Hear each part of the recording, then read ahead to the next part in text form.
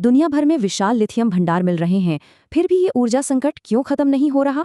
सिर्फ अमेरिका के एपेलाचियन पहाड़ों में ही 23 लाख टन रिकवर होने लायक लिथियम छिपा है। और इधर भारत ने भी जम्मू कश्मीर में लगभग 59 लाख टन लिथियम की ऐतिहासिक खोज कर डाली है। दक्षिण अमेरिका के लिथियम त्रिकोण में दुनिया का आधा भंडार है। ऐसा लगता है ऊर्जा स्वतंत्रता एकदम करीब है। पर हकीकत अलग है। कच्चा लिथियम खोजना सबसे आसान काम है, तो फिर वैश्विक सत्ता का संतुलन बदला क्यों नहीं? दरअसल इसे निकालना काफी मुश्किल है। ब्राइन झीलों के मुकाबले हार्ड रॉक माइनिंग में बहुत ज्यादा ऊर्जा खर्च होती है। वहीं अमेरिकी पश्चिम में मिले मिट्टी आधारित लिथियम भंडार अभी भी मुख्य रूप से बस प्रायोगिक चरण में ही अटके हैं।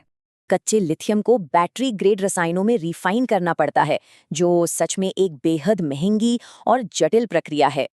असली रुकावट यही है। अनुमान है कि 2035 तक दुनिया का लगभग 65% रिफाइंड लिथियम सिर्फ चीन प्रोसेस करेगा।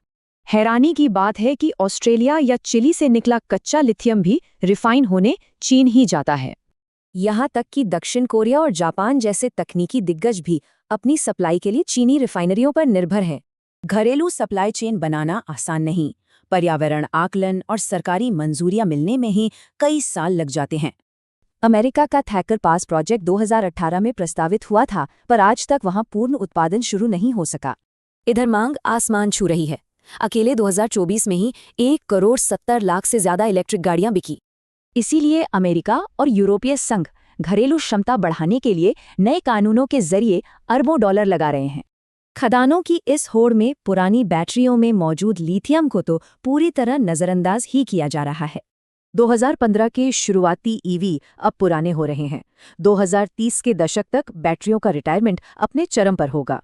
आधुनिक रिसाइकलिंग तकनीकें एक पुरानी बैटरी पैक से 95% तक लिथियम सफलतापूर्वक वापस निकाल सकती हैं। आज की आधुनिक रिसाइकलिंग तकनीकें एक पुरानी बैटरी से 95% तक लिथियम सफलतापूर्वक वापस निकाल सकती हैं। इसी रिसाइकलिंग की बदौलत 2050 तक नए लिथियम की वैश्विक मांग 25% तक कम हो सकती है। सबसे अच्छी बात, नई खदानों में सालों लगते हैं, जबकि रिसाइकलिंग इंफ्रास्ट्रक्चर कहीं ज्यादा तेजी से बनाया जा सकता है।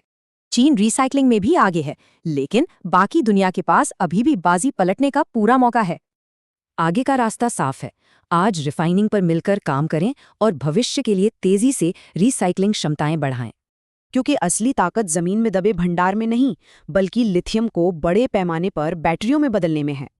अब सवाल ये है, वैश्विक ऊर्जा की इस दौड़ में क्या देश लिथियम का सही इस्तेमाल करना सीख पाएंगे?